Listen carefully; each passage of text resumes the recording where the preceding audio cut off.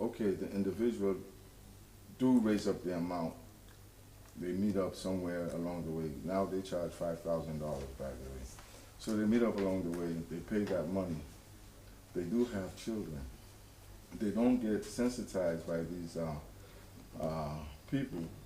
They get to the interview. They're excited. This is something that actually happened on September 12th that I seen, you know, because I took one of my clients and he got his visas approved. And they don't sensitize them. They get to the consulate. The consulate asked the young lady, "Are you married?" She said, "No." "Do you have any children?" She said, "I have a child." They said, "How old is that child?" She said, 7 years. Automatically, she filled that The into data is conflicting. yeah, because those individuals, they just do you by yourself. So the data on the entry doesn't show that she has. But Mr. Davis, let us come to this. You know, what makes you strategic? Because the thing is that, according to you, you are going around the country, you know, raising awareness or sensitizing Sierra Leoneans as to how to go through this process, you know, from application to visa processing and all the rest of it. Tell us, you know, what places you in a position, you know, to be doing what you're doing. You know? Because the thing is that, like you mentioned, there are a lot of agents. They come around, they take information or data from people, and at the end of the day, when it comes to going to the United States Embassy for visas, it is a different ballgame. So what places you in a position to make it better? Well, to be frank, I had spent, since I was probably the age of 4, my father migrated to the United States with us. So I have spent probably, yeah, I've spent over 30 years in the United States before I came back. And that makes me understand the way how they operate. And when I mean they operate, I mean the United States as far as their procedures and stuff on basically the DV. I had to look it up, you know, and I follow the procedures. It's very simple. But what arose your interest? Because the thing Okay. is, you know, the thing is that you must be interested, right? Yeah, I have a And passion probably for it. if you are doing on, you know, the lawyers who say pro bono, I don't know. What arose your interest? Okay. What arose my interest? Okay. As you said, currently we're going to Born and Kenema. What arose my interest was in 2014. 2014, 2015, I came in with Masada at that time. Masada had just been established. The owner, Juba Wilson, is a good friend of mine. We grew up in the United States together. We grew up in Sierra Leone as kids, and then we migrated and grew up in the States. So at one of my, I was the operations manager at that time, and one of my staff, a young guy, very nice young man, Alusain, had been selected. So he was going through the processing, and he came to me and he said, could you please advise me in this, since you've been there for a while. So I looked it up and I said, well, in actuality, did you finish secondary school? And he said he got his WASP, but he had 3 credits. I said, well, they need 5. I said, you need to at least go for another sitting, because the processing stage takes approximately anywhere from 6 months to over a year. So I said, you have ample time to go take a private exam, and all you need to do is get 2, because you could actually use 2 exams and couple it up and get 5 credits. So he said, oh no, Mr. Fraser Davis, I got this agent, he's working this thing for me. He said we're going to do the X, Y, and Z. I'm like, no, it doesn't work like that. He said, no, that's what they do. I'm like, okay, you ask for advice, I give it to you. Now, good luck. At the end of the day, he failed. He got rejected. And he was led, like I said, down the wrong path by these agents. So after that, he spent a lot of money too at that time with the agent. because he didn't want to go with the married device space, so he had to actually pay a large sum, and I felt really bad for him. So, Okay, so let's go to the process. How do your intervention make it better for the people of Sierra Leone? well, number one, it increases our visa, diversity visa approval rate, which is good. And for the individual per se, it kind of stops them from going down the wrong path and getting selected. I have like several cases where they have already started down the wrong path and they bring it along to me, the case, and I'm like, okay, well, we could do X, Y, and Z. We could write the consulate to unlock the application. We need to make these changes, because if you go on this way, you're going to get denied. One case was the agents sometimes they flip the date of birth, so this also disables you from getting your case and processing it. So the date of birth was all wrong. He was advised at that point to go make a date of birth that matches the wrong date of birth, passport, I mean, and a whole bunch of nonsense. So I'm like, no, no, no. We're gonna go and fix this, because he had already submitted it. Wrote the consulate. You could get 3 unlocks, meaning you could write the consulate to stop your application, unlock it, you could go in there and make some changes. After the 3rd unlock, it's sealed.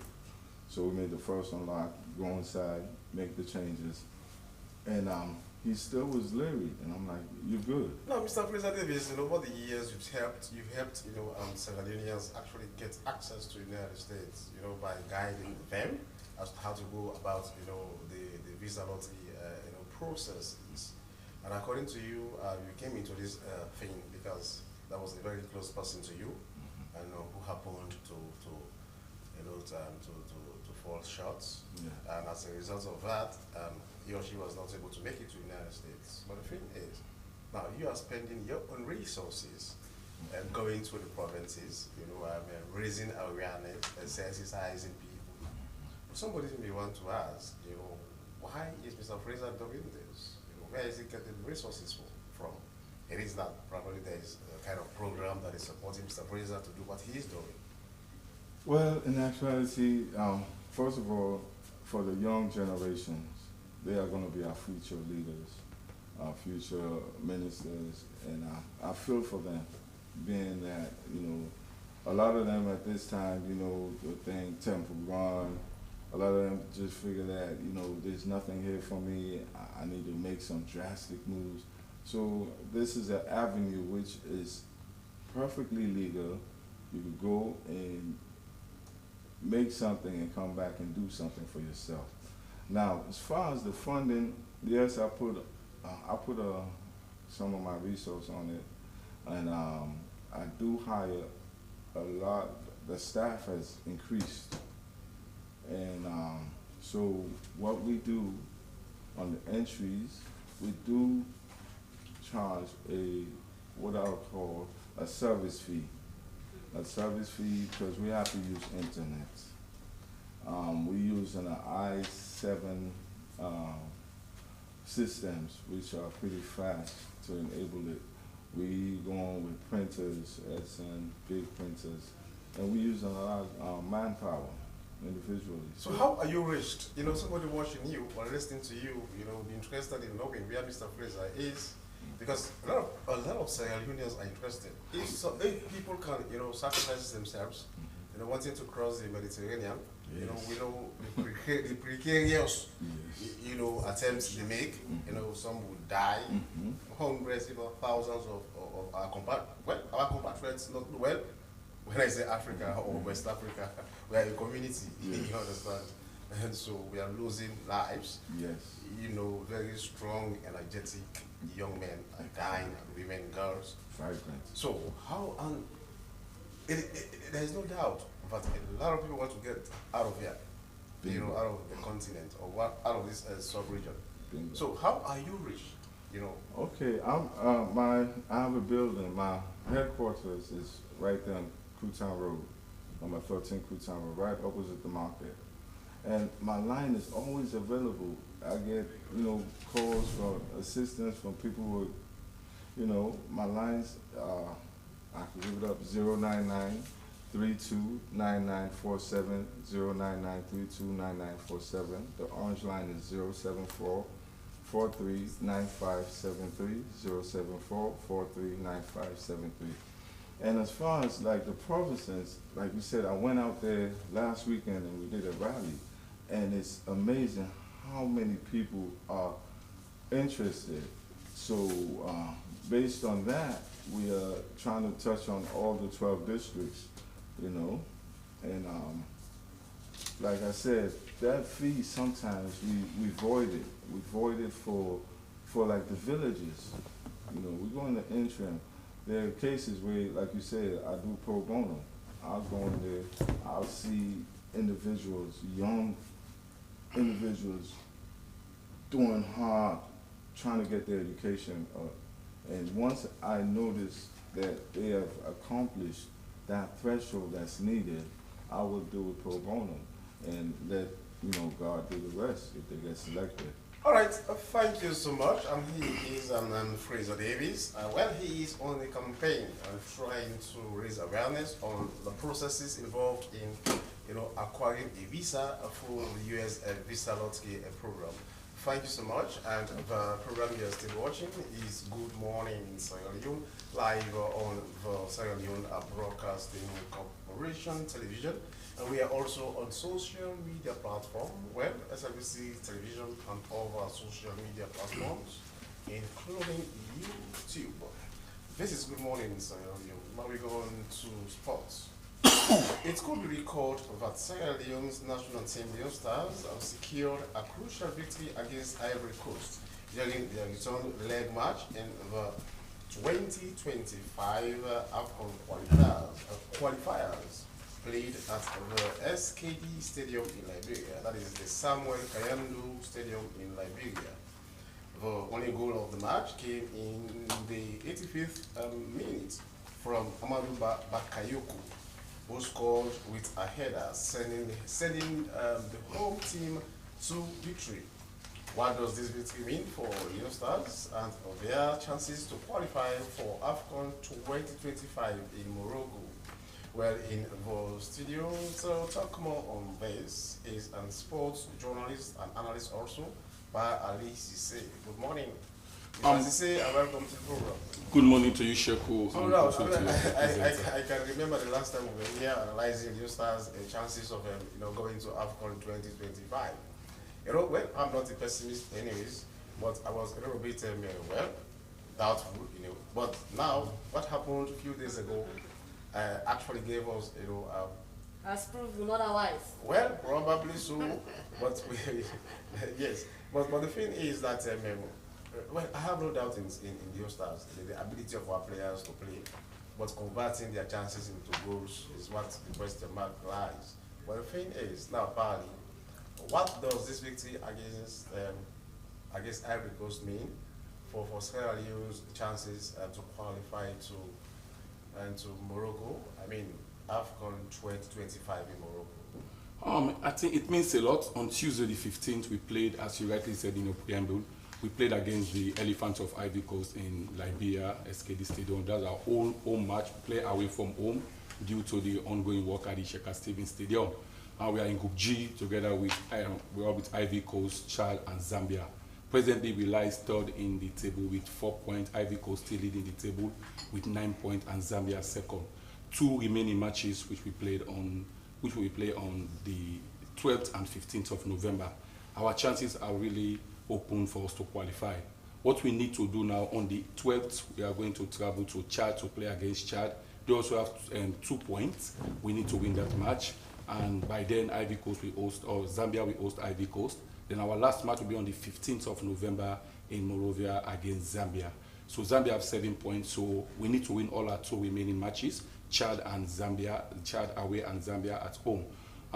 We are looking to be part of the qualifier. 2 teams will qualify from Group G in each of the other groups. 2014 we make it to the AFCON 2025. Morocco we host it on the 21st of December 2025 to the 18th of January 2026. This will be our open chance for us to qualify after we had the victory on Tuesday against the But Elephant. then, let us talk about the performance of where we used to say our darling new stars, this darling stuff. When you're in love with something or someone and the person disappoints you, you know how it will affect you psychologically in a way. For some of us who are very much mad and crazy about football, we know what it means. Now let's look at the match. The first leg, in Ivory Coast against Ivory Coast, and we saw the abysmal performance by the New Stars. And once it was now in Liberia, we saw how outstanding our team was. Now tell us, what do you think was responsible for that kind of a very poor performance in Ivory Coast and a better performance in Liberia? Unfortunately, I was not in Ivory Coast, but what we followed through various interviews, like the captain Stephen Coker, when we are defeated by 4-1 in Ivory Coast at St. Patrick's Stadium, they complained about poor motivation. According to the captain Stephen Coker, you cannot motivate player at the day of the match.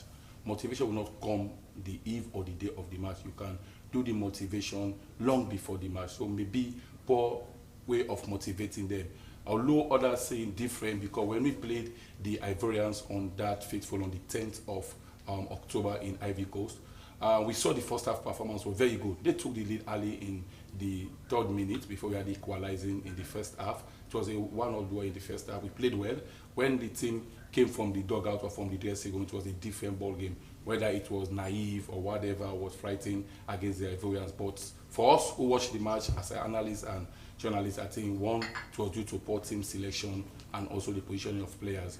When the coach did what won in the first leg against the Ivorians, when we hosted them just about 3 days ago, we saw a lot of changes, 4 or 5 different changes, and right position of players. We see the kind of performance of our boys. So that now changes. We've just spoken about changes. For the past few matches, Sierra Leone has played. I mean, we know what Fabianski was very outstanding in Cameroon. AFCON 2020. He played very. The goalkeeping was marvelous. Was so fantastic. But of late, we've seen that he has not been able to maintain, that performance. And we saw the goals, the few games we've played. And this match against Ivory Coast, we saw the coach, Amidou Karim, making a change. And another goalkeeper actually took the post. And we saw how he performed. Now, this, yes, we know that, coaches, we are all humans. They do have there's somebody you will be interested in anyways, that is personal, it is human. But in terms of changes, like for example, we saw the match against Ivory Coast in Liberia. He used to feature the twins, both of them in the middle. But this match against Ivory Coast in Liberia, that was not the case. And we saw a very, very, very, constructive midfield. And they were pushing the attack. And we saw the Ivory Coast, they were actually struggling to survive. Now, when it comes to changes, what would you suggest, as someone who has been following football for a very long time? I think the coach learned his lesson on the first leg. As you rightly said, it was a very good changes from the goalkeeper. In football, you're good as your last game. Fabianski didn't perform well on our last game against Ivory Coast in the first leg in Ivory Coast. When we came back from Ivory Coast, we saw the second leg. The coach did what is good for the team. That's why Fabianski was substituted by the 3rd goalkeeper, I will say. He's a local-based goalkeeper playing for Wilberforce Striker in the Sierra Leone Premier League. His name is Ibrahim. The nickname is Tortoise. That was the first appearance where he made his debut.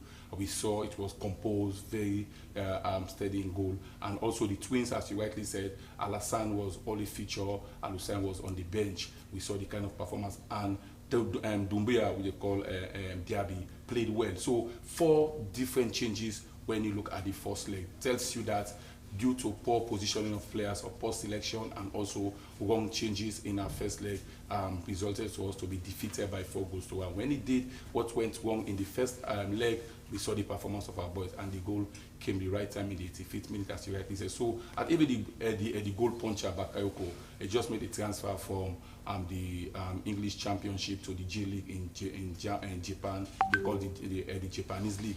Is one of our prolific strikers. Used to score. He scored a goal on that day. So tells you that the changes with the team, what Amidou Karim did was the right thing for us to have 4 different changes for the first leg against the Ivorians on that day. Is the squad now in top form? Do Sierra Leoneans be assured that it's going to be a total victory?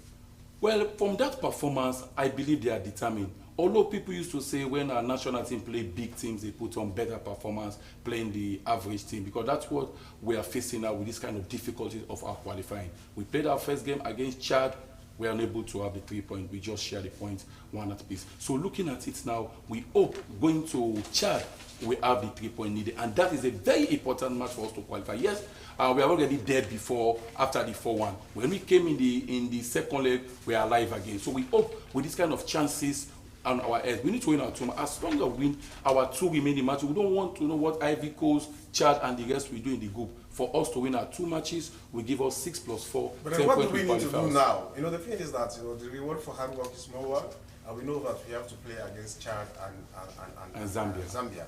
And as we speak right now, Zambia is in the second position. 7 points. So we need to, because, you know, in fact, I was going to ask also apparently, why is that youngsters we are always, you know, this poor start? Poor start is responsible for the struggle we are struggling right now. So what do you think we need to do to get it right? I think is for this moment as it is now, because the 2 matches we qualify, I think we need to call the boys, whether from the authorities, the National Sport Authority, Ministry of Sport, and the Football Association, to talk to them, whether way of motivating, because that's what the captain said, Stephen Coker. He said the motivation is not coming at the right time, and football is about motivation. Someone who have a wealth of experience in international football, plays for lots of clubs. When you say motivation, you know, there are times when you say motivation, are you talking about money? Are you talking about, you know, giving them encouraging words? Because motivation is not only money, anyways. So when you say motivation, it is very broad. What actually did the captain was trying to talk about? Well, though it didn't specify what kind of motivation, but from our own, we go or went beyond the news. What happened? Yes, government always gave the money, they approved huge money for this match. Now it's about close to 800,000 United States dollar was approved, but the money will not come on time. They have problem with the Deputy Minister of Finance to release the money. Even the 11th hour, they have to talk to the boys. Don't worry, the money will come. And that match appearance is $2,000. They receive that money before they go to the match. If the match is going to play tomorrow, the eve of the match, like today, they have to receive that money. That is the match appearance. Okay, we'll come to you later, you know, because it's very good. We'll talk about motivation, you know, and this is about the green, white, and blue also. Bearing nationalism, patriotism coming, but we'll come to that later. Yes, Princess. Yes, we're going for a short break. When we come back, we'll talk about more issues. As a mother of the house, whenever I want to prepare palm soup, there's no need pounding palm fruit. All I need is Nkulenu's Ghana's original palm soup base. My soup is done, and its preparation, it is not difficult at all. Nkulenu palm soup base, it's easily done with no difficulties. Just take few ladles and your soup is done. And its flavor, it's amazing. This is Nkulenu's Ghana's original palm soup base. And this is Nkulenu's Ghana's original spiced palm soup base. Iron fruit and turkey berries are naturally added. Also available Brown Gold Natural Cocoa Powder, Sunny Gold Brown Sugar, Neat Fufu Flour, Shito, Pisa, and Moringa. All available at Nyami Ado Enterprise, 1 Lower Waterloo Street, Freetown. Nkulenu palm soup base. Ghanaian original taste.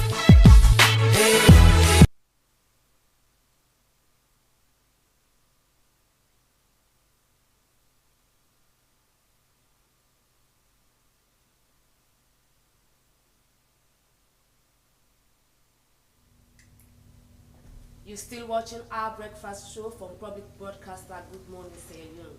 We continue with more issues, and this time is about health. Allied Health Professional Council Sierra Leone is a newly established regulatory body mandated to regulate issues, license and ensure the highest standards of practice in terms of education, skills and ethical practices and accountability among allied health professionals. Allied Health Professional Council is also to ensure quality service delivery, professional development and accountability of allied health professionals. Well, to talk about the formation and mandates, we have in the studio Dr. Momo Benwai, Chairman of Allied Health Professional Council, Sierra Leone. Good morning and welcome to the program. Good morning. So, can we know the background to this council? Yeah, thank you very much for having me. I'm Dr. Momo Betua. Sorry. Yeah, Betua. Yes. I will take you back to history and I'll answer the question directly. If you watch within the health sector in the country, you realize that we have in the country the Medical Council Board that is responsible for regulating the medical practitioners. We have the nurses and midwives. They regulate the activities of nurses and midwives. But unfortunately in the country, we've never had a regulatory body for lab sciences or the allied health. So therefore, it was thought necessary to say, look, why can't we have the allied health services and to be able to regulate our members?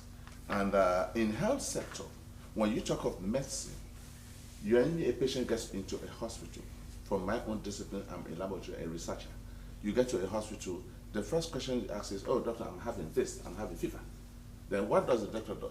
The doctor will not tell you, oh, you have malaria, because having high fever doesn't mean you have malaria. The first thing the doctor does is to get your samples, take it to the lab, and investigate what is the responsibility of you having high fever.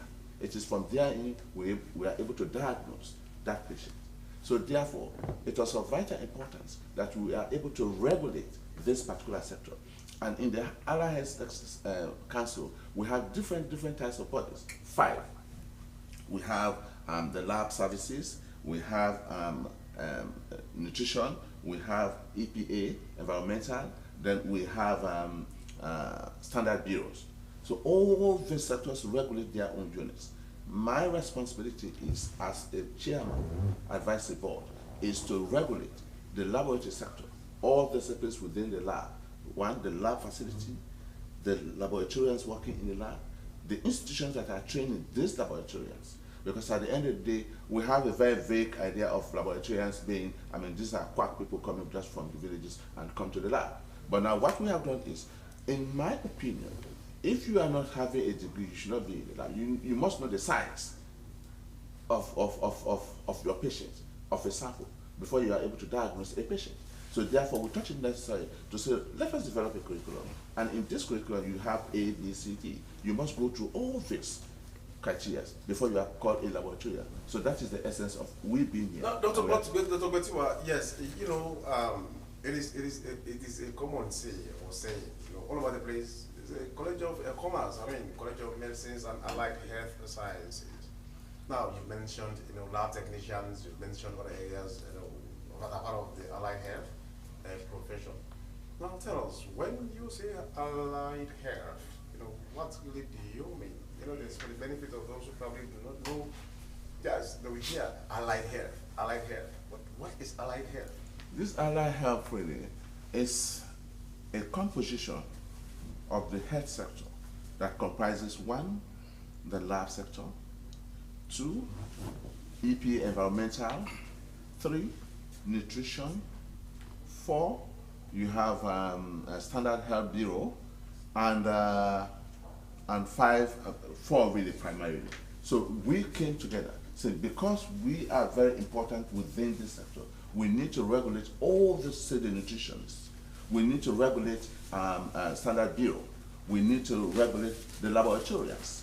We need to regulate EPA, environmental protection agencies. We need to regulate them because at the end of the day, these people have to inform the government as to how to manage a crisis situation in terms of the lab sector, as inform the government as to how to manage standard bureau in terms of what comes into the country.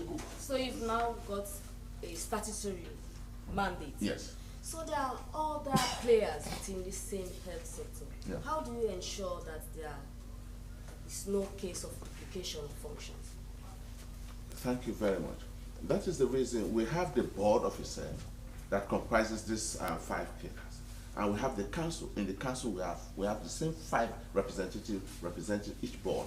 So therefore, at the end of the day, from the lab, I am solely responsible for the lab, and we have other people responsible for CHOs. That's the fifth one, CHOs. Now, if there is a problem, say I want to regulate the lab, it is my responsibility to go to the lab, to the board. We discuss as to what we need to do as to how to better inform the government. If there is an issue with the CHOs, or CHO want to regulate their technicians or workers, what do? They have to go to their board, and it is therein they have to sit down and discuss as to how to regulate it. And we have come together to agree, how do we regulate these units in terms of the CHO, in terms of labs, in terms of EPA, in terms of nutrition, in terms of standard bureau, how do we regulate it? So each and every one is represented in that council. So does nursing fall under your mandate? No. Okay. Nursing have their own board, medics have their own board. It is only this allied health that never had a board.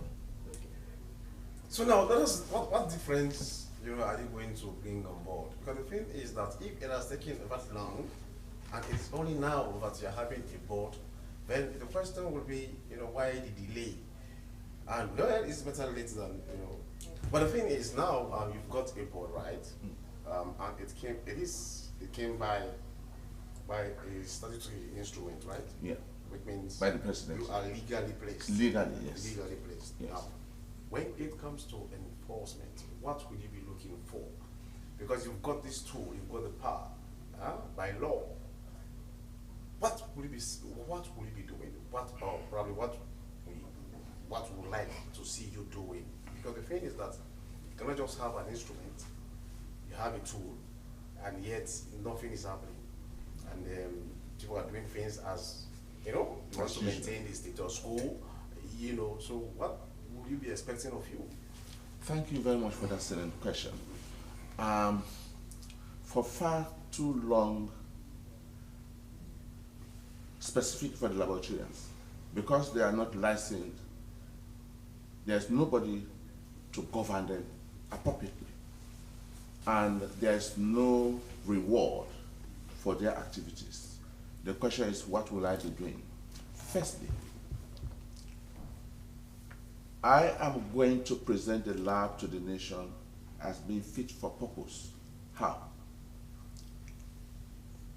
I am going to set an exam, as we normally do abroad. We set an exam. All the laboratorians are going to sit to that exam. From time memorial, they are going to sit to it. That qualifies them. Because if you say you are a laboratorian, there are specifics that you need to know and understand. Those already in practice? Yes, but they are not controlled. So therefore, once I'm now in this governance, my responsibility is to ensure that 1, they have to go through these exams. 2, we license them. The purpose of the license really is to caution health workers, because if you give a license to a health worker, you are mandating that health worker to take a responsibility, full responsibility of anything that happens. So therefore, at the end of the day, take for instance, if you are having a laboratorian in the world, then a laboratorian is working, then you come, hey, but I'll do 50,000, can you do this for me? And or at times they normally do things without being even quality assurance. Yes. At the end of the day, what they take money and they don't do the right thing. But if you are given that license, and who be telling you are caught not doing the right practices, the license is removed. No, Dr. Betu, it is good you said if you are caught. The rich man once told his son, he said you can stay, but please don't be caught. Now, there are possibilities of connivance. That is if they are caught. How effective and efficient is are you going to your monitoring mechanism? Because the thing is that you are not always there. Yeah, thank you very much. So how do you know? Yes, I'm a British trained scientist from the UK and from King's College. And when they issue us license, nobody is going to run after, but there is a technique. What they know, we know what they do. They send in their agents. They come in as patients in the world. Say now the first license that is being issued, we send in our agents, send them to the wards. Then they go, oh, I'm sick. But can you do this for me quick? the person will not even enter your details on the sample collection slips. They will not enter it. They just take your sample, go straight to the lab, perform the experiment, come give you a result. Every man has got a price. Yes. Yeah, yes, are you aware of that? Yes, sir. Every man has got a price. Yes. You know, what if the man is bought?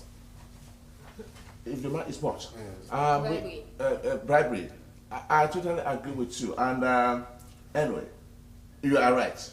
But in my own area, the people that I will be setting, I tell you, I do not only work in the lab or working for the ministry. I'm a lecturer at College of Medicine, and I'm part of the disciplinary committee and in the appeal court. We know how to track down people, even when we set people So questions. what other ethical measures do you hope to enforce? Thank you very much. One, you need to be able to understand your patient's feelings and to manage your patient with all amount of dignity. Two, you need to understand your patients and to be able to maintain confidentialities. And three, you need to be able to at least address all ethical issues surrounding either sample collection, sample dispensation, or analysis. You need to understand those things. So those are the key areas we look for. What about the other sectors you outlined? Yeah, the other sectors again, they too, they have their own principles.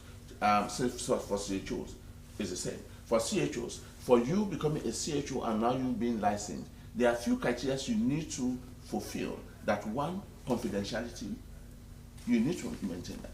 And two, you need to maintain the dignity of your patients at the end of the day. So let us talk about, redress mechanisms. Like for example, somebody goes to a lab and the person wants to be treated, as a patient or whatsoever, and something probably the lab technicians are not too accommodative. They don't put in about human face, and the person wants to seek a redress mechanism. Where are you located? Because, like for example, now as you speak, the nursing and midwives board is just across. I've been here. You know where to go. So where are you? Where will you be? Will you be located? Yeah, thank you very much for that question. Since we are a virgin council, the committee has gone as far as negotiating with the government for the government to allocate us a block where we have our former office space. Rather unfortunately, we have not achieved that yet, but we are close to achieving it. So once we achieve that, we'll let the public know our location. But temporarily, we are at medical store. All right, thank you so much. And he is Dr. Momok Betua, and he is the chairman for the Allied Health Professionals Council of Sierra Leone. Thank you for your updates, and we continue with the program. I think it's now time for us to look at the headlines in our local tablets. Yes, we have a host of local tablets, and I have standard time with a banner headline: Breaking Cycle of Political Vengeance. Ex-President's Wife Joins Collision. Brookfield's Community FC wins Potafa League. These are all stories on the face of Standard Times. Well, I now have here the Awareness Times newspaper, as you can see. Well, and some of the banner headlines here. In Kabbalah and its environs, police lecture prohibition of child marriage. But also in the Awareness Times newspaper, this one says, all export of sand-based dimension stones harmonize with soul agents.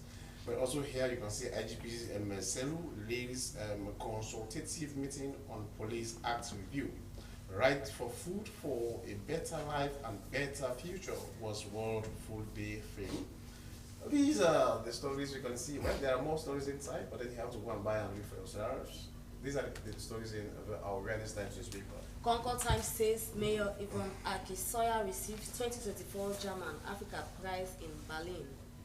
Late President Momo's wife advocates dignity for former First Ladies. Fatmata P. Saw Momo, wife of late President J.S. Momo, says enough is enough. Hearing impaired fifth prosecution calls for more witnesses to testify in the case. And Deputy Chinese Ambassador presents check to leadership of Parliament to construct mobile offices. That's a windfall for pilots. Well, yes, I have the Awoko newspaper here, and the Awoko newspaper says, this one says, Ajib Banga advocate for enhanced debt relief ahead of IMF meeting, and 3,079 out of schoolgirls reintegrated into formal education. ACTB Bank, well, these are some of the stories you can see in our own newspaper. You can have, more stories if you go in depth and read for yourself. AYV News has a banner headline, "Let's grow what we eat and eat what we grow," quoting President Bill as he encourages citizens during the first anniversary of its alone. Unfortunately, what we grow are very expensive in the market. APC strengthens grassroots for membership drive. SLPP constitutional review is one of the most participatory processes, quoting Dr. David Moynihan saying, for construction of mobile offices, China presents check to Sierra Leone Parliament. Well, from there, we move to the Independent newspaper, and the Independent newspaper says, Mayor Yvonne Akisoya receives a 2024 German African Prize, also with the Independent Observer. Right to Access Information Commission commences 10th anniversary commemoration. HCC Deputy Commissioner calls on project staff to strengthen monitoring efforts. Well, these are all the papers we have for you today. There are much more papers. I don't know, do you have another one over there? Well, my final paper here is Awareness Times, and it says, in Kabbalah and its environs, please lecture prohibition of child marriage. All exports of sand-based dimension stones harmonize with soul agents. There are other stories on the face of Awareness Times. You can grab a copy to get an interesting read, Sheriff. Yes, and with that, we are gradually coming to the end of this program, Good Morning Sierra Leone, and today being Friday. But we still have in the studio Mr. Kempes SCC from the Sierra Leone Maritime Investigation as a trained, people on ensuring safety at sea. Well, this has to do with oil spill, in our shorelines. Well, that training has ended.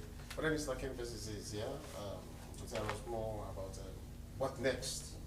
Now that the training has taken place, and you've already identified. Well, according to you, you are going to bring more players on board to ensure, effective and efficient implementation of a certain plan. Now, tell us, what next?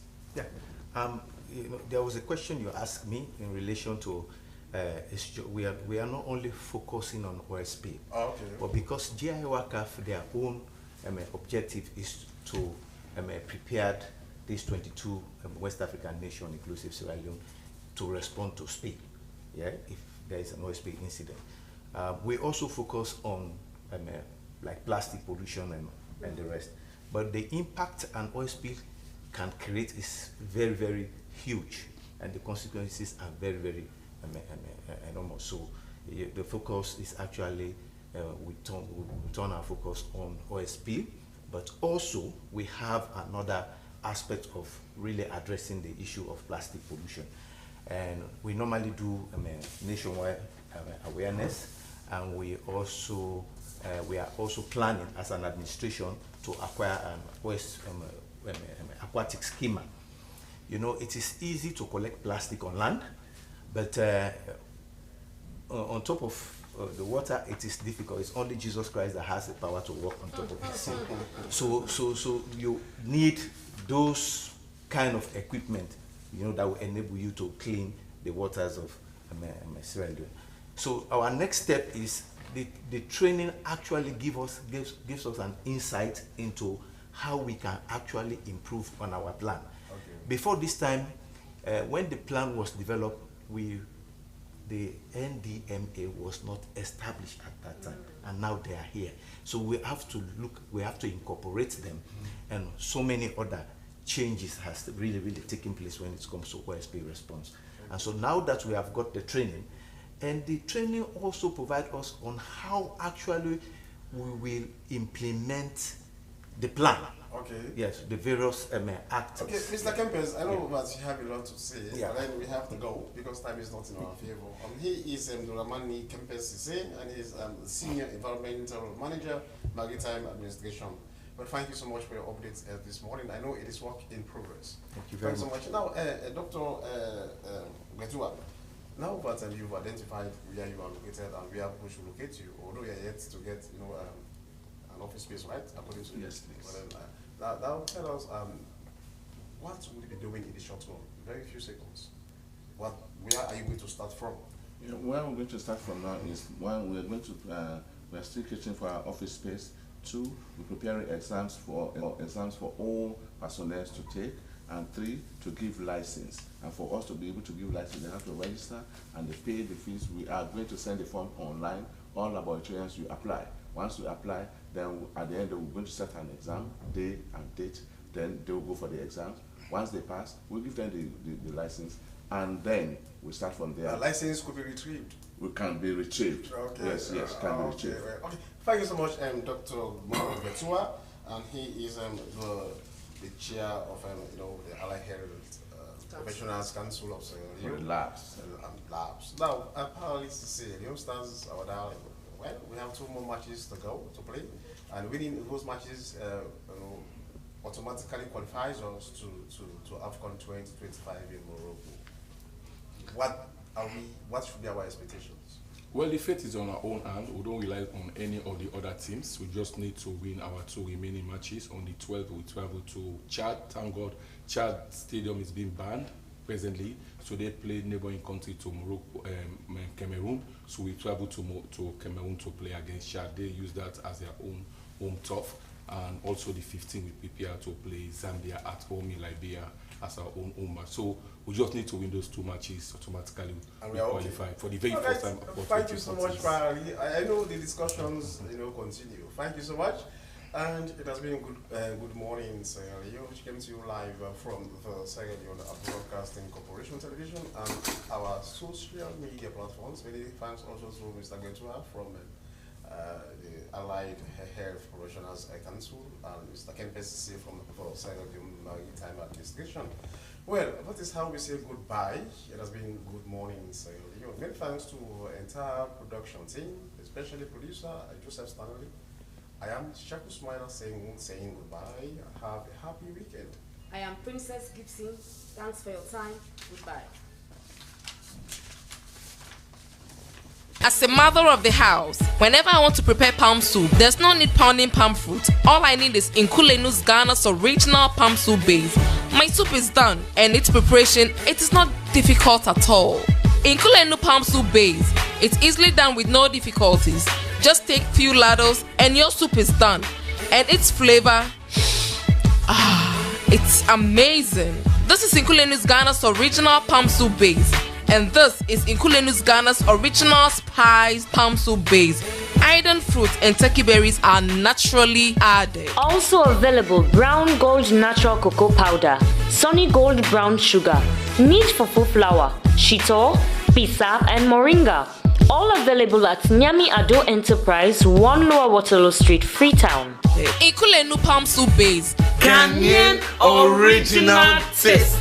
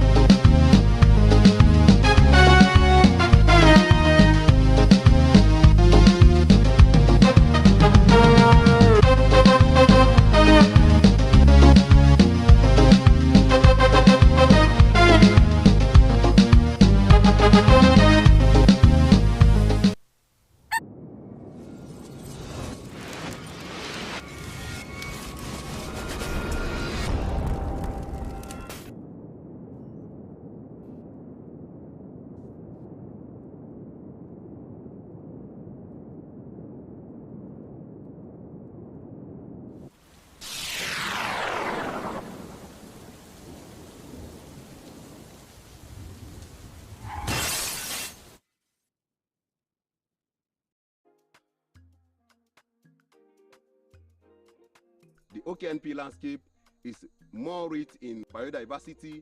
If you come in the OKNP, you will see different type of animals, chimpanzee, hippo, elephant, Maxwell duiker, red flank duiker, etc., etc., and even the colobus monkey, patas monkey, they are in the park.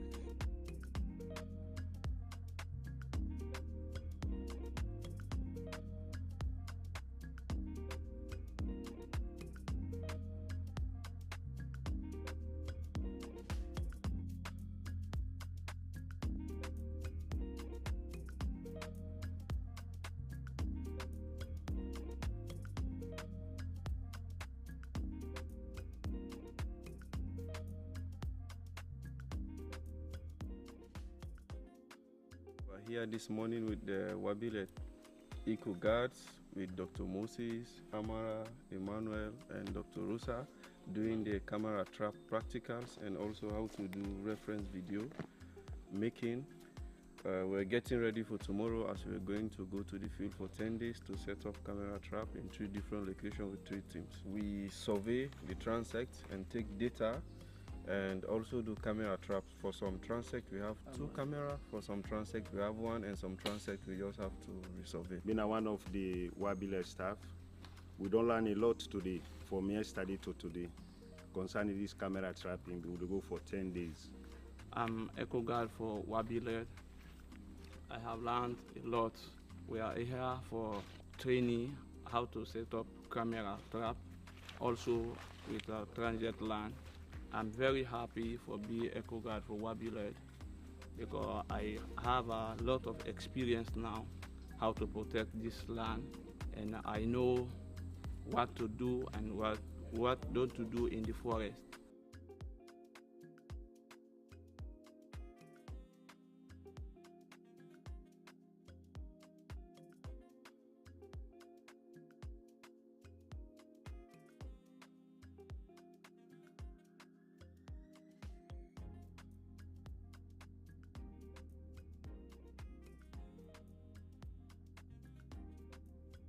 To the intervention of many projects like ECOD, Wabile, OKKPS, then we have started seeing some changes. So I think the community members also really appreciate the work of those projects that are bringing development in their chiefdoms in the name of protecting this particular conservation area. With also the community members are now ready full force to support those projects to see how best they can achieve their goal, and they are always thanking the donors that are giving their money to those projects to sponsor community members. Wabile also is now working along the Kilimi axis to Kuru. They also are now trying to see how best we can able to know the different type of animals that are in there. For the community members, they never know if we have chimpanzee or another elephant. Due to the effort of the Wabile and the OKKPS and ECOD, now community members have started knowing that yes, we have elephant, we have chimpanzee, we have leopard. Then this is the good things for the chiefdom because this can encourage the tourism to be in the park and to do more investment. This also encourage the community members also to contribute to support the project because they are seeing their children working with the project. And conservation is good because it creates more job for the youth, it creates more employment, more investment. So it will be good if this will continue for the next 10 to 15 years. That can help the conservation area to be protected and the community members also to be feel part of the decision making.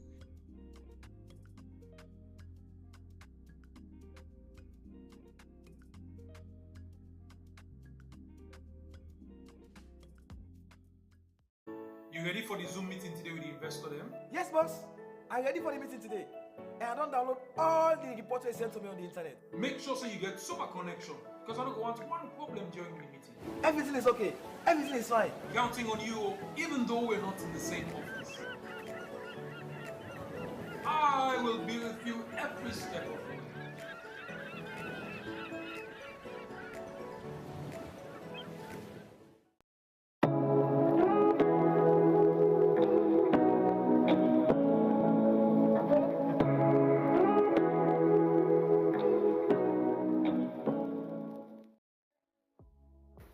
Life no go ever sweet without that thing what we call love.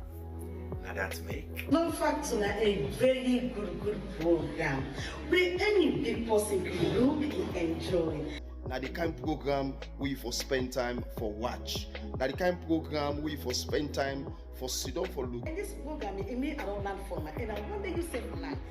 The Love Factor show is about family, love, counseling, relationship. So we build and maintain relationship. This is a program. So we counsel you, for let you know how for them with your partner, let you know how for settle dispute between you and your heart to heart. Well, you do hear it for yourself. Join the Love Factor team every Sunday, 10 p.m. for help make we all enjoy love and peace.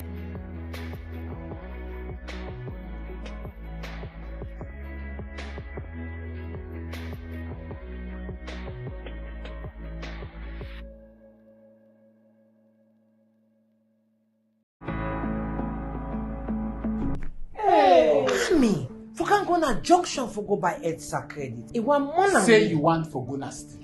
Because the last EDSA credit wey me buy na ya asidom wey I buy am. This one hard for believe. Na true. Dial *363# with QCell and tell me what it say. It say buy Q Power, get last 3 tokens, register meter and exit. Easy. But I no get QCell money. Na make am sweet and easy. Just top up your QCell and buy EDSA credit. No mobile money, no problem. It no be one day na salute. Okay. Pass with QCell. Make a try, man. Hey, lights don't come. Yes, use your QCell top up and buy EDSA Lite anytime, any size. Just dial *363# and follow the instructions. Make sure say you register your meter number before you continue. For more information, dial 111. Terms and conditions apply. QCell, Salon Pride. Where use? You get use? Yes, I get use. This is the program where they give you the use where they happen all about the country. Inside where use, we go take you text, Facebook and WhatsApp message. You complain where you go send us letter to the producer. We dey announce about team them working loss and plenty more. We are there all about the country. But you self the help for bring the use to your area. Where use, the original program where they give you updates. Where use? You get use? Yes, I get use.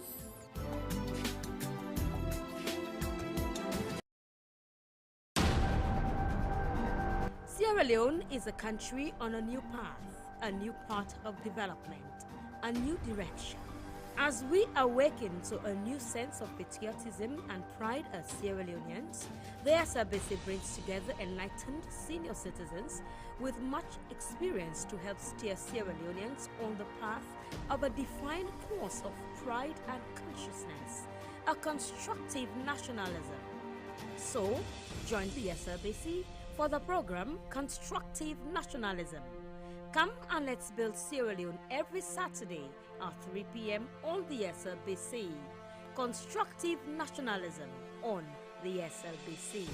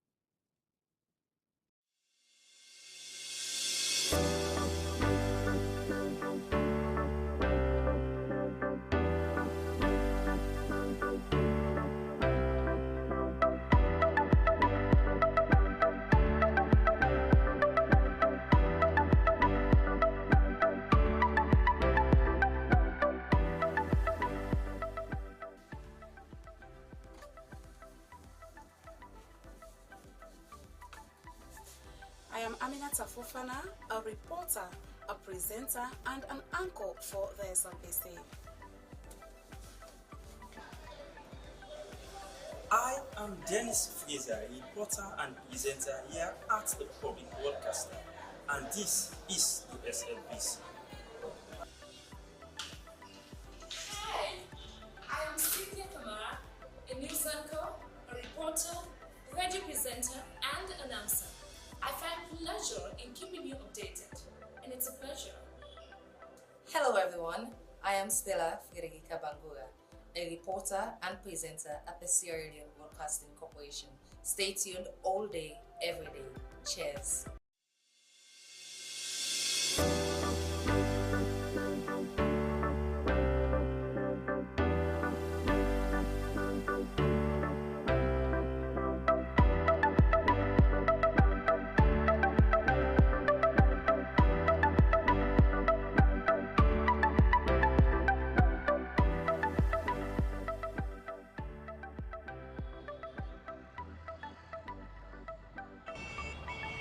My name is Samuel Bangura, a camera operator at Slbc. I always capture the scene you see on TV. So stay glued to the public broadcaster. My name is Abdul Kabia, a news anchor and sports producer at Slbc. Hello, I am Esther Mahisama, reporter and presenter of Slbc Sport. I am Princess Gibson, executive producer, radio, gatekeeping, radio content, producer, public squire, your program that brings you conversation on topical issues, and also presents our breakfast show, Good Morning Sierra Leone. Hello, my name is Daphne Zainab Kamara. I am a television producer at the Slbc. I also read the news on television and present the podium on television too. I also announce on radio. Stay tuned to the Slbc. Providing authentic information has been one of the pillars that Slbc relies on. I am Mohamed Simbiko Omar, a reporter who has developed insatiable appetite for human interest stories. Continue to stay with Sierra Leone Broadcasting Corporation for your best in broadcast journalism. As a public broadcaster, we believe in giving out objective stories, and your interest is our concern. I am Moses Sile Conte, a reporter at the Sierra Leone Broadcasting Corporation. Stay tuned.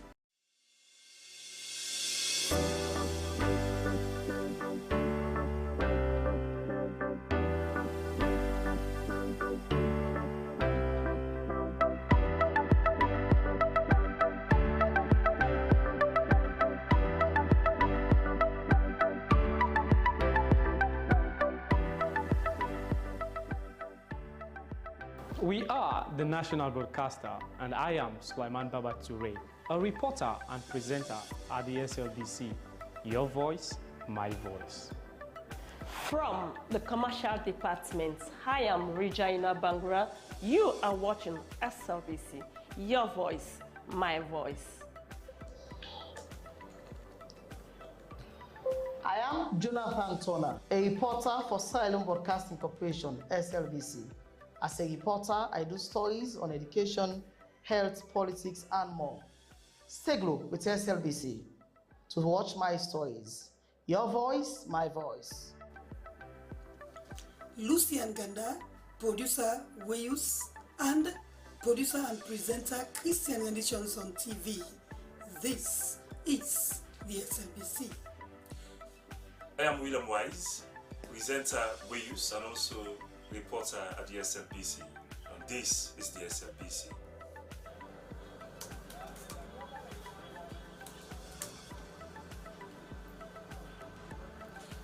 I am Salma Taba, television executive producer. I produce programs on both radio and television.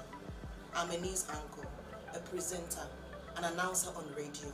I enjoy what I do because I serve a public service broadcaster. It's a pleasure to work with the Slbc. I am Tilly Koma, Head of News and Current Affairs Unit, Sierra Leone Broadcasting Corporation. Our news hour now covers several segments. We have entertainment, business, weather, sports, ferry schedule, and human interest stories, not forgetting politics. We are doing all that to keep you people posted on what's happening all over the country. Thanks for being with us at SLBC. Keep blue. We are the best.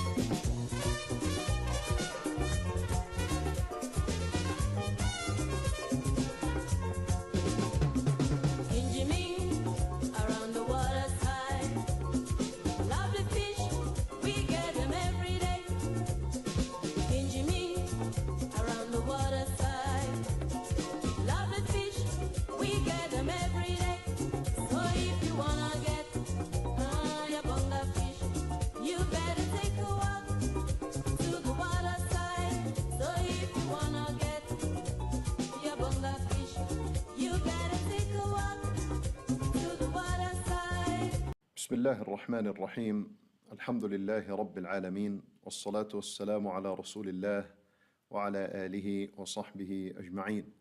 Assalamu alaikum wa rahmatullahi wa barakatuh.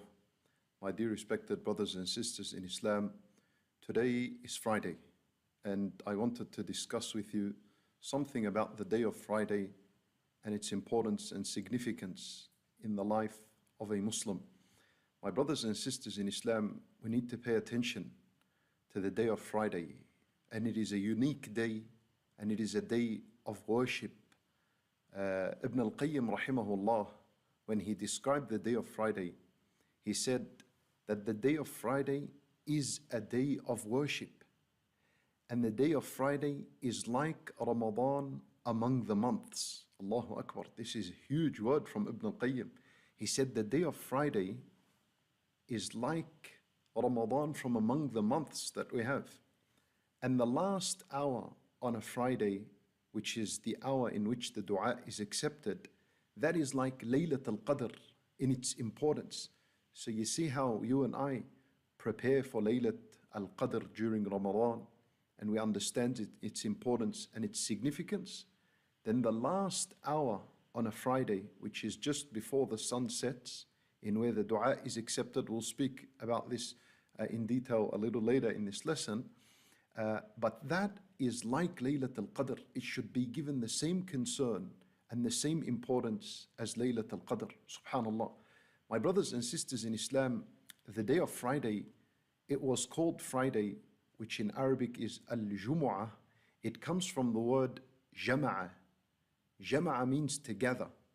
So al-ulama rahimahumullah, they discuss why was Friday, which in Arabic al-Jumu'ah, why was it given this name? Why was it called as such? Because we said al-Jumu'ah comes from the word jama'a. Jama'a means to collect and together. And on a Friday, people gather in the masjid in congregation to witness Salat al-Jumu'ah. So it was called Jumu'ah because the people gather on that day. And it was called Jumu'ah also, some ulama mention, because on this day, Allah subhanahu wa ta'ala completed the creation of Adam. You see, Adam alayhi salam, he was a soul, he was a body, and his soul was with Allah subhanahu wa ta'ala. And on that day, the day of Friday, his body and his soul joined, it gathered together. So as a result, the Friday was called Jumu'ah. لأن الله عز وجل جمع فيه خلق آدم. Allah عز وجل completed the creation of Adam alayhi salam. And because on Friday there is a lot of sunan, a lot of recommended acts, a lot of goodness, a lot of reward that is combined and accumulated together on this day. You see, there's a lot of worship that we do on the day of Friday. We read Surah Al-Kahf, salawat ala Rasulillahi sallallahu alayhi wa sallam.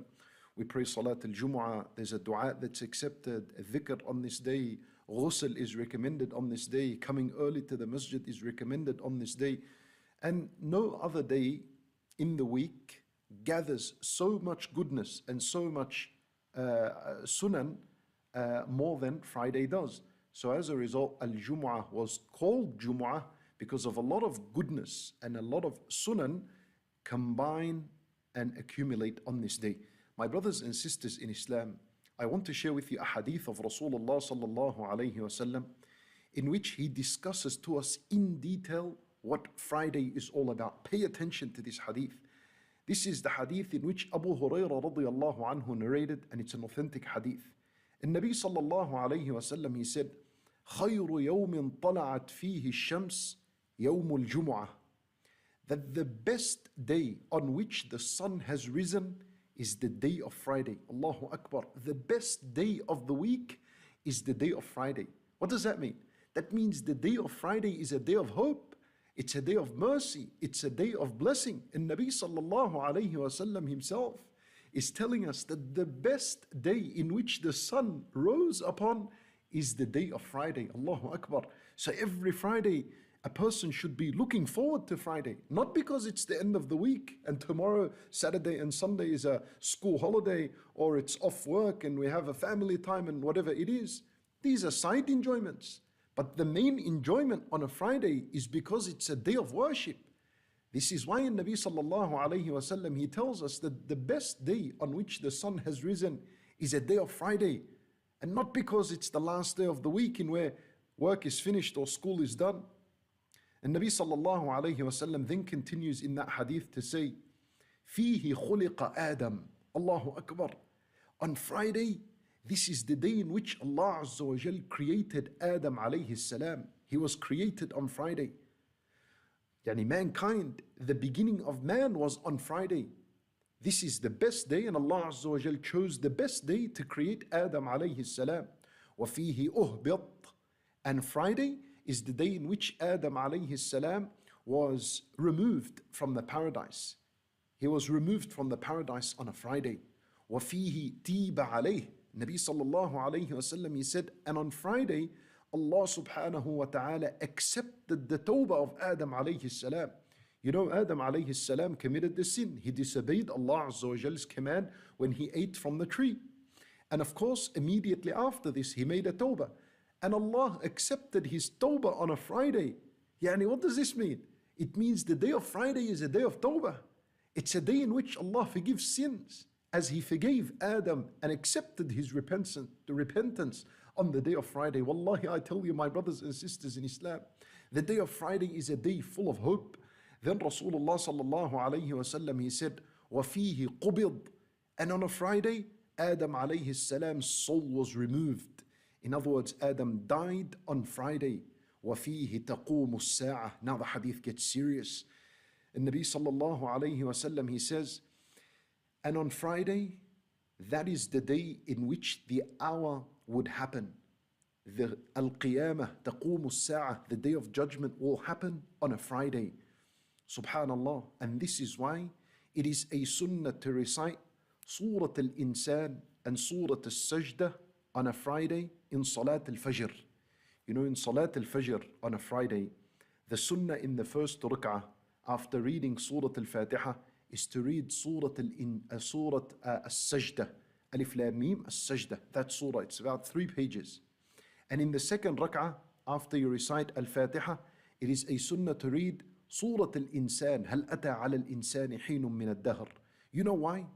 Because these two surah, they discuss in detail the creation of Adam, the creation of man, which happened on a Friday.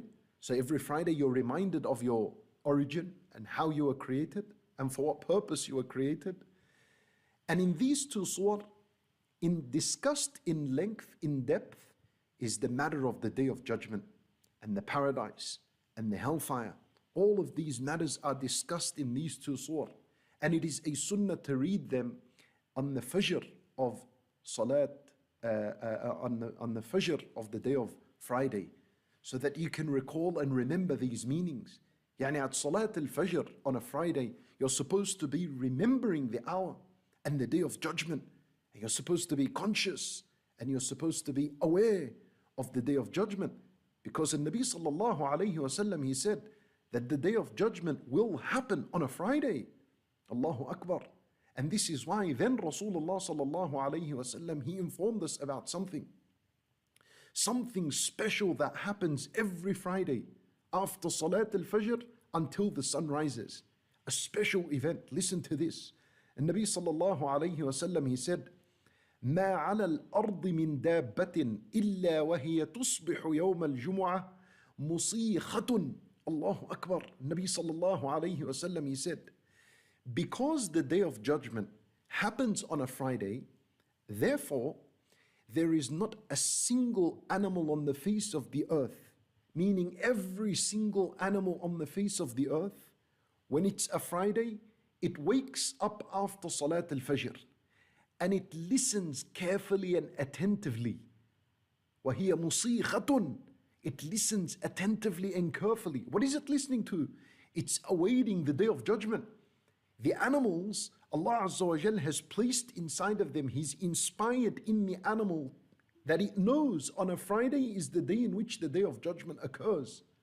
So every single animal on the face of the earth on a Friday after Salat al-Jum'ah until the sun rises, it listens attentively and it pays attention.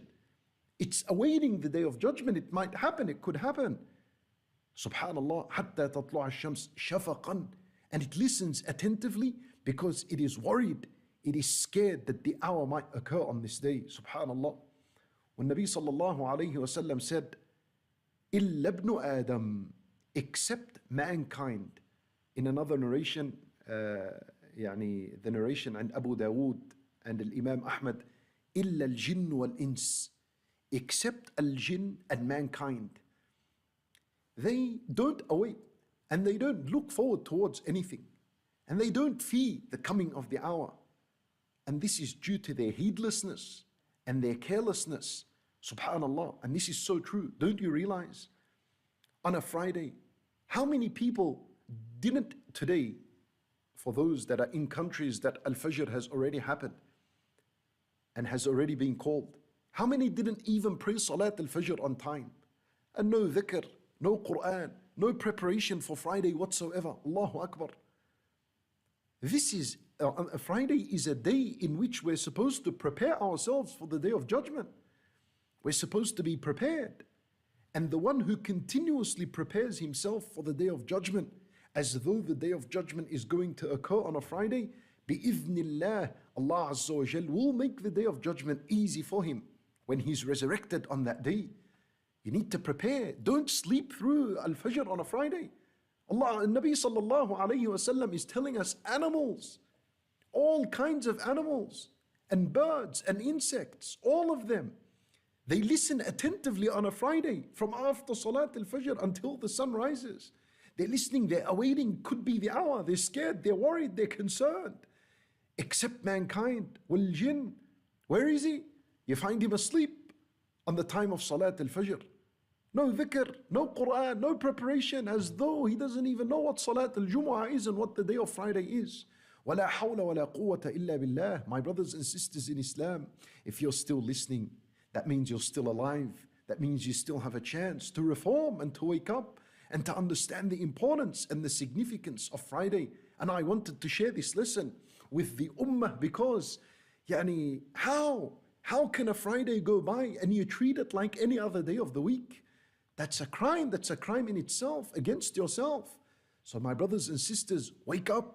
Wake up and understand the reality of what Friday is. And I purposely chose to give this lesson now on a Friday so that we're encouraged and at least we take the rest of the day seriously, bi'idhnillahi ta'ala.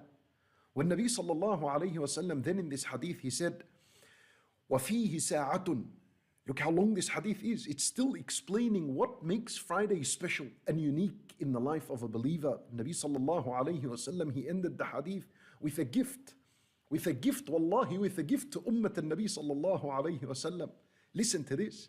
He said, وَفِيهِ سَاعَةٌ لَا يُصَادِفُهَا مُؤْمِنٌ وَهُوَ فِي الصَّلَاةِ يَسْأَلُ اللَّهَ فِيهَا شَيْءٍ إِلَّا أَعْطَاهُ إِيَّاهُ. Allahu Akbar.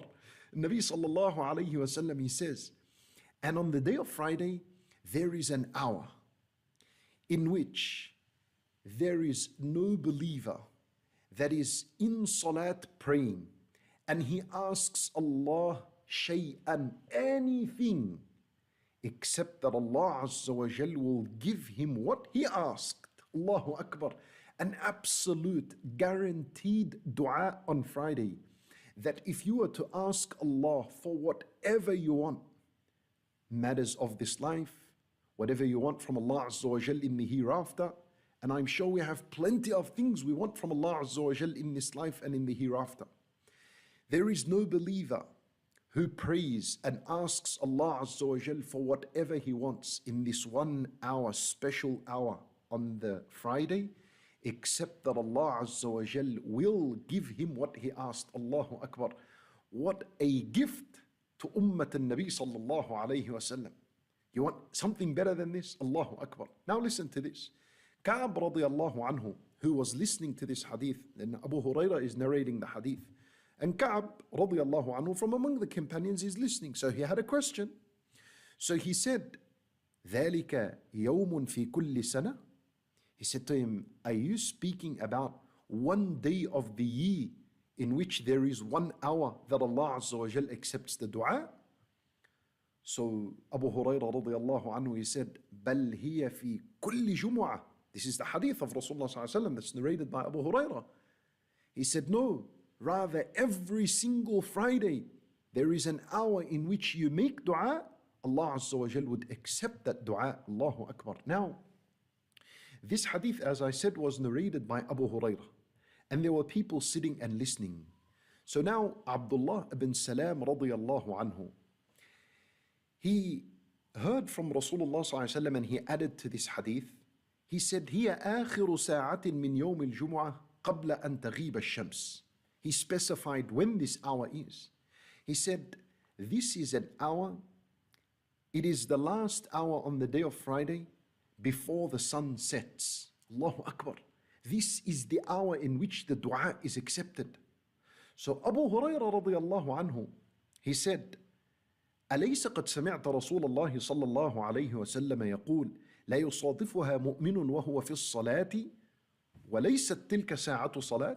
So Abu Hurairah radiallahu anhu was confused. He said, Ya Abdullah ibn Salam, didn't you say that Rasulullah sallallahu alayhi wasallam said that if a believer is praying and made a dua, his dua is accepted? And you're telling that this hour in which the dua is accepted is the last hour on Friday before the sun sets? And isn't that a time in which salat is forbidden? So how can that be the hour in which the dua is accepted? So Abdullah ibn Salam radiallahu anhu, he said, so this is a good question from Abu Hurairah radiallahu anhu. He's asking, there's a confusion here. So Abdullah ibn Salam, he said that Rasulullah sallallahu alayhi wa sallam said, من صلى وجلس ينتظر الصلاة لم يزل في صلاته حتى تأتيه الصلاة التي تلاقيها. Allahu Akbar. That Rasulullah sallallahu alayhi wa sallam has said that anyone who prays and sits in the masjid, he is awaiting the next prayer. So long as he's sitting and he's awaiting the next prayer, then he is given reward as though he is in salat. Allahu Akbar. So Abdullah ibn Salam radiallahu anhu, he's suggesting that the one who prays Salat al-Asr, for example, and then sits awaiting Salat al-Maghrib, when the last hour comes, just before the sun sets, then you are still in Salat. As Rasulullah sallallahu alayhi wa sallam said, you are being given the reward of Salat. So now, that's how we understand that the one who makes dua in the last hour before the sun sets, his dua is accepted. Because this is a time in where pretty much, if you prayed Salat al-Asr and you're awaiting Salat al-Maghrib, then it is as though you are in Salat. Literally, you are in Salat. So as a result, the dua that is accepted is the last hour just before the sun sets. Allahu Akbar. So Abu Hurairah radiallahu anhu, he said, Bala, yes, I've heard the Nabi sallallahu alayhi wa sallam say this. So Abdullah ibn Salam, he said, فَهُوَ كَذَلِكَ. That is it. This is it. This is the time in which you're supposed to sit down and make a dua. Do not move from your place whatsoever. That last hour before the sun sets. Allahu Akbar. My brothers and sisters in Islam, al-ulama rahimahumullah, when they discussed this 1 hour in which the dua is accepted on a Friday, pretty much there was almost 40 opinions. But from among these 40 opinions, there are 2 opinions that stand out firm and clear and authentic. The first of them is that this hour, and by the way, when we say hour, we do not mean 60 minutes, right? An hour could mean more than 60 minutes, could be less than that. It's a time during the day, a moment during the day. That's how a sa'ah is to be understood. So this moment of an accepted dua during the day of Friday has been, there are 2 authentic opinions that have been narrated. And listen to them carefully, and then listen to what Ibn Hajar rahimahullah commented on this so beautifully.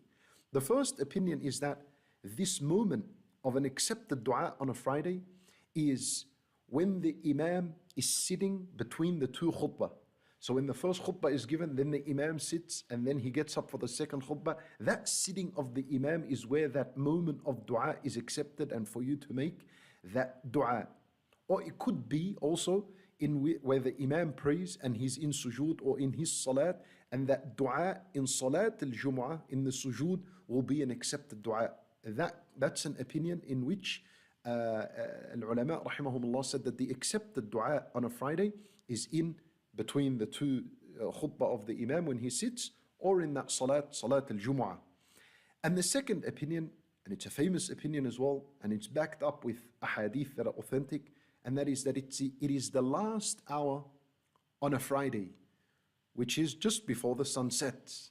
At that moment, somewhere there, maybe half an hour, maybe 20 minutes, maybe 1 hour, maybe more than that. Allahu A'lam, Allahu A'lam. But the idea is that these 2 moments are supposed to be taken serious by the believer. Ibn Hajar rahimahullah, he said that both opinions are correct. And he said, because this suits the generosity of Allah Azza wa Jal, why should we prefer one opinion over the other when both of them have authentic ahadith? Therefore, a smart, intelligent believer will take advantage of these 2 moments. When the Imam sits down between the 2 khutab, make dua in that time. That's a time of an accepted dua. And its hadith is reported in Sahih al-Bukhari. That's a time of an accepted dua. And in Salat, it's not a time for sleep. People are sleeping at that time. People are playing with their phones at that time. That's a time of an accepted dua. Make dua at the time. Allahu Akbar. You're sitting in the masjid. You're listening to a khutbah. The angels are sitting listening. When the people are playing on their phones. Make dua during this time. And then when we pray Salat al-Jumu'ah, make dua. Make dua in your sujood. Allahu A'lam, that could be a moment of the accepted dua that Rasulullah sallallahu alayhi wa sallam informed us and told us that on Friday there's a moment in which the dua is accepted. It could be that, it could be in Salat al-Jumu'ah, in your sujood. And then also take advantage of the last hour of the day just before the sun sets. Take out 20 minutes. Take out half an hour. Take out 1 hour of your time. Sit in your room. Lock your room. Sit and make dua. Beg Allah Azza wa Jal for what you want. Walhamdulillah, this is something given to us as an opportunity every Friday. Ka'b radiyallahu anhu thought it's once a year. So imagine how happy and how excited he was when he was told this happens every week. Allahu Akbar. And there are Muslims that don't know about this. My brothers and sisters in Islam, wallahi, the point of my lesson today is not to just teach you. Take these words and spread it to the world. Spread it to all our brothers and sisters in Islam. They need to hear that on a Friday there's a special moment in which the dua is accepted. And this special moment could be between the 2 khutbah of the Imam when he sits, or in Salat al-Jumu'ah itself in your sujood, or it could be in the last hour on the day of Friday, just before the sun sets. Take advantage of these times. Into my brothers and sisters in Islam, isn't there anything that bothers you in your life in which you want from Allah Azza wa Jal to resolve for you? Aren't you bothered by your sins that you want Allah Azza wa Jal to remove them from you? Is it any of among us in sickness and in pain, and he wants Allah to remove and alleviate this pain from him? Don't any one of us, don't you all want the paradise and to be saved from the fire? Don't you want Allah Azza wa Jal to forgive your sins? Then what are you waiting for? Why don't the Muslims take advantage of these times in which there's a guaranteed accepted dua? Allahu Akbar. Ibn Hajar rahimahullah, he's saying do not pick and choose between these 2 opinions. Take advantage of both times, because this is what suits Allah's generosity. Allah Azza wa Jal is generous. Allah Azza wa Jal will accept and can accept the dua in the first opinion, in where that moment of accepted dua is between the 2 khutbah of the Imam when he sits. And it could also be the last moment of the day of Friday. Could be. That's Allah's generosity. Why are we limiting Allah's generosity to one opinion? My brothers and sisters in Islam, take advantage of this time. Allahu Akbar. My brothers and sisters in Islam, let me share with you another hadith that teaches us the significance and the importance of the day of Friday. Listen very carefully and attentively to this hadith. Wallahi, al-ummah needs to know about this. This hadith that I'm about to share with you, ulama rahimahumullah said that this is the greatest hadith ever reported in the sunnah of Rasulullah sallallahu alayhi wa sallam that mentions a deed and a huge reward. They said that there is no other hadith in the sunnah that mentioned such a huge reward for a deed other than this hadith. And this hadith is special for the day of Friday. Listen carefully. And Nabi sallallahu alayhi wa sallam, he said, Man ghassala yawm al-jumu'ati waghtasal. There are conditions. You need to fulfill certain things in this hadith, and then at the end you get the grand prize and the grand reward. Allahu Akbar. Wallahi, and I tell you, my brothers and sisters in Islam, these